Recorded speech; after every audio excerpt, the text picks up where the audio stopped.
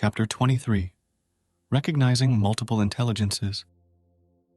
The Path to Effective Jiu-Jitsu Teaching. Effective teaching in Jiu-Jitsu isn't just about technique or physical strength.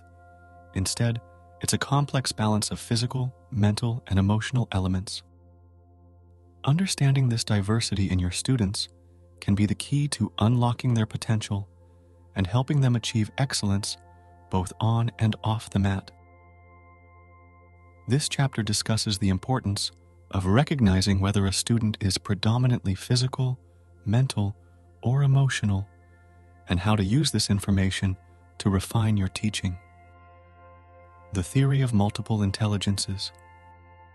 The notion that intelligence isn't one-dimensional has been gaining increasing acceptance. Similarly, it's essential to acknowledge that students might have strong leanings towards the physical, the mental, or the emotional, or a combination of these. The importance of recognition. Teaching personalization.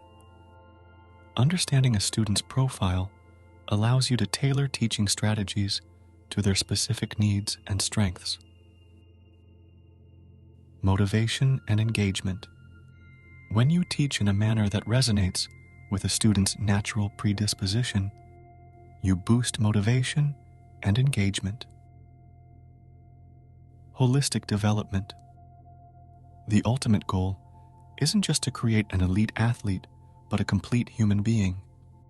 By recognizing and catering to these different inclinations, you contribute to the student's holistic development.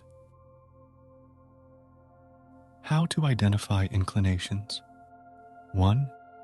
Careful observation. Watch how students react during training and outside it. Are they driven by physical competition, mental strategy, or emotional connection? 2. Open dialogue. Speak to your students. Ask them what they feel is their strength and which areas they'd like to improve upon. Self-assessment. Encourage students to reflect on their own leanings and share their insights. This not only contributes to self-awareness, but also provides valuable data for the instructor. Tailored teaching strategies. For the physical student, incorporate more exercises and techniques that allow them to harness their strength and agility.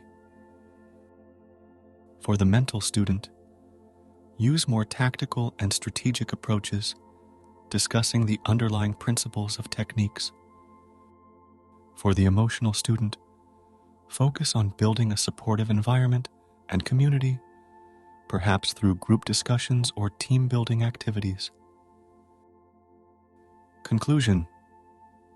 Recognizing whether a student is predominantly physical, mental, or emotional is vital for successful teaching in Jiu-Jitsu.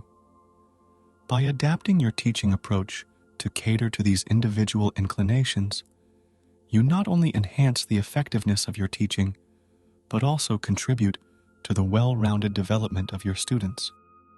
This is the path to molding not just champions on the mat, but champions in life.